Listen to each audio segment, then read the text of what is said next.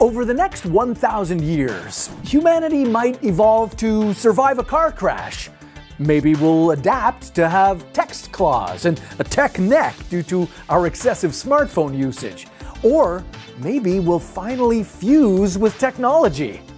In this episode, we're going to look at what scientists have theorized might be the next stage of human evolution and find out what the perfect human might look like in the future. For our first future human, let's take a look at Text Claw Mindy. She's got a hunched back, a hand with a permanently molded text claw, and an unnaturally bent smartphone elbow. In 1,000 years, scientists are predicting this might be our reality. But why? Well, the humans who are alive today are wildly different from the humans that were alive thousands or millions of years ago. We're no longer swinging on branches, no longer running away from tigers or fighting them. Today's humans are usually sitting down, eyes glued to a computer all day. This strains your neck and throws your spine out of balance. Humans were built to stand up straight, not be couch potatoes. But maybe future humans will evolve to have a hunchback that would give us an evolutionary advantage in computer work. And since we're always on our phones, we might develop traits like text claw and smartphone elbow. Maybe these traits will pass on to the next generation, creating an army of Mindy-like humans obsessed with their phones. As if we're not already. We've already started blending our bodies with technology, but one day it might be hard to tell where the human ends and the tech begins. I'm not talking about the stereotypical cyborgs you see in movies. I'm talking about something much deeper. In the future, we won't just be fusing synthetic elements with our organs. We'll be merging them with our cells. Yeah, imagine a world where synthetic cells could be introduced to our bodies to fight off some of the nastiest diseases. Sounds like something out of a sci-fi movie, right? Well, one company called Immix Biopharma is already making it happen. And their first target is a life-threatening disease called AL amyloidosis. AL amyloidosis is caused by abnormal plasma cells in the bone marrow that harm vital organs like the heart, kidneys, and liver. Patients often suffer fatigue, weight loss, shortness of breath, and severe organ damage. But the worst part? By the time they're diagnosed, the disease is usually in its late stages, and there aren't any FDA-approved drugs for relapsed or refractory cases. That's where Immix Biopharma comes in. They've developed NXC201, a CAR T-cell therapy that's more than just a treatment, it's a living medicine. Immix Biopharma genetically modifies a patient's cells to re-educate them, teaching them to seek out and destroy the diseased cells. Unlike temporary solutions like pills, this is a one-time treatment option where the cells keep fighting until they've eliminated the problem. In a clinical trial, NXC201 showed a whopping 92% overall response rate, with some patients seeing long-term benefits. Immix Biopharma is also raising awareness with their Be Proactive in AL initiative, which promotes early diagnosis and educates patients on the available treatment options. By going after the root cause, Immix Biopharma isn't just treating symptoms. They're offering real hope of a cure to thousands of patients and their families. They're leading the charge into the future of medicine, one cell at a time. But enough about these microscopic miracles. You came here to see how weird humans will look over the coming centuries. And a lot of those changes in appearance will come from a different type of cell, our cell phones. See what I did there? What's kind of wacky is how, in this kind of tech-heavy world, your brain might evolve. Well, let's start with your skull. Studies have shown that radio frequency radiation from smartphones might be damaging your brain. It might make your memory worse or affect your cognitive skills. So Mindy over here was given a thicker skull. This gives her brain protection from potential radiation via phones. And bad news for the brain itself, it's gonna get smaller. Yeah, I know this doesn't sound great. I can barely remember where I put my keys, but this is just gonna make it worse. Brains today are already much smaller than they used to be. Before the dawn of civilization, human brains had to do a lot more work. Without advanced weapons, we had to use our brains to save ourselves from predators. Without farming, we had to remember where all the good fruit trees were. Well, today, technology does a lot of our thinking for us. We've got calculators, Google Maps, and now AI to do our programming or our homework.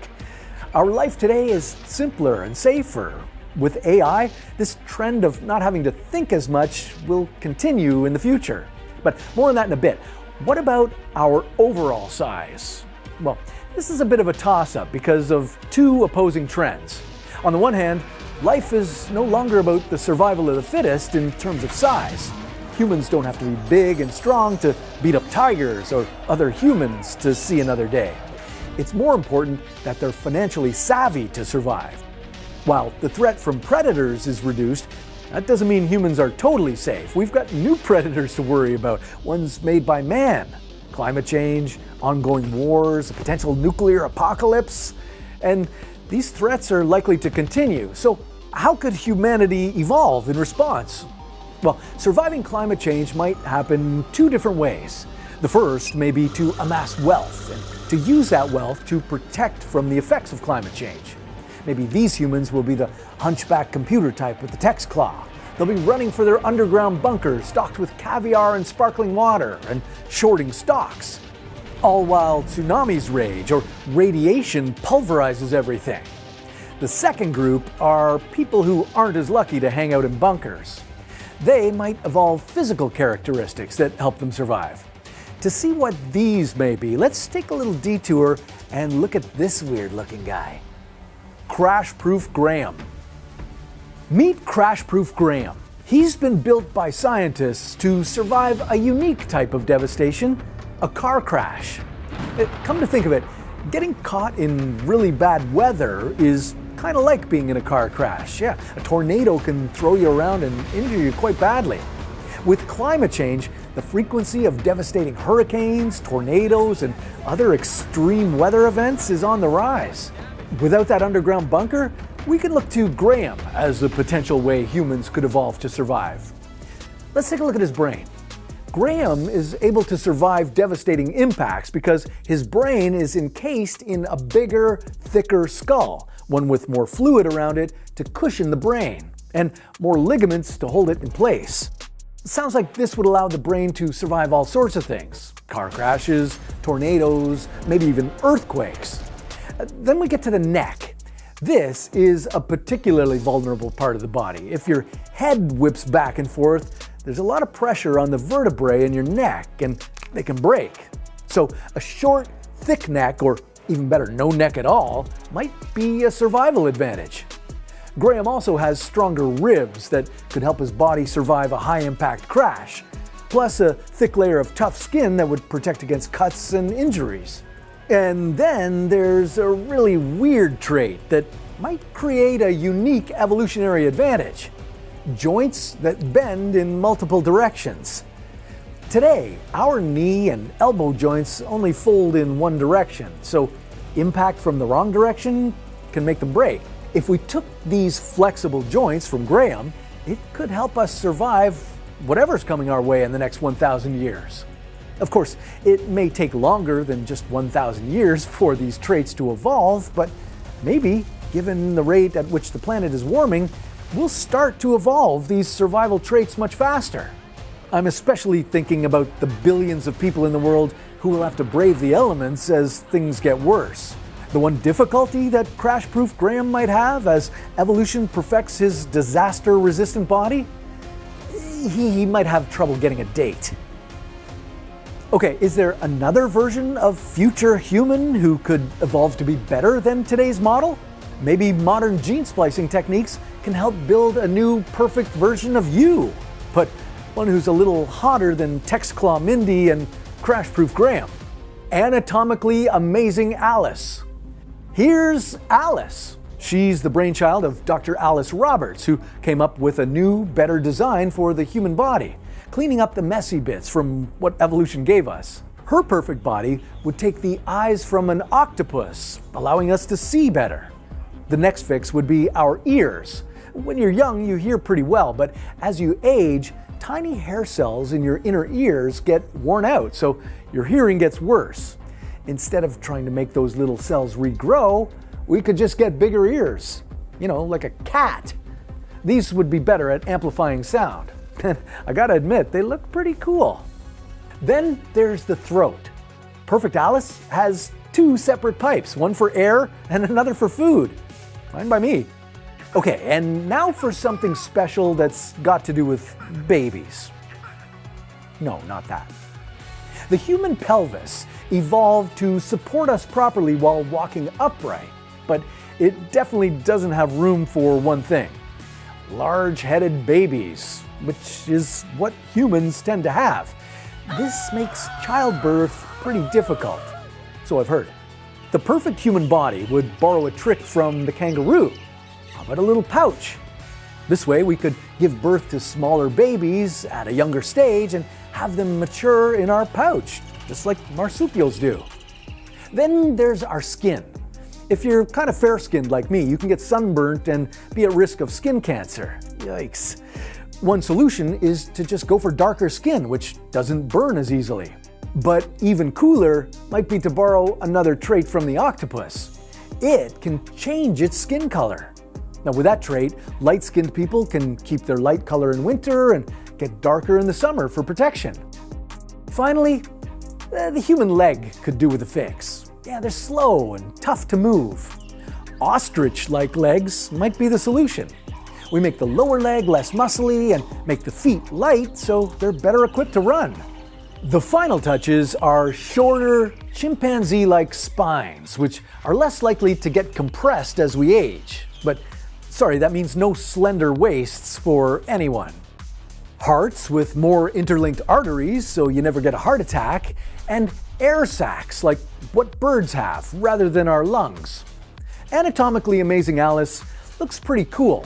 If scientists begin to splice some genes, we might just get to this point in the next 1,000 years. But wait a minute, with advances in biomedical research, we've already begun fusing technology with the human body. What are some of these modifications we're likely to see in the future? Transhumanic Tim. Meet Transhumanic Tim, whose body is part human, part machine. They're merged with technology so they can see better, hear better, remember more, run faster, fight disease better, and even more amazing, live forever. Maybe Tim will wear a modern hearing aid, which will not only amplify sounds that are far away, it can record sound and create white noise. Today, bionic eyes help blind people see. They're surgically implanted devices that improve sensitivity to light so that people can distinguish between shapes and tell the difference between a knife and a fork. But in future, these kinds of implants will help Transhumanic Tim see things they've never seen before. X-ray vision can become Tim's reality. Tomorrow's enhanced human might also have implanted devices that improve memory.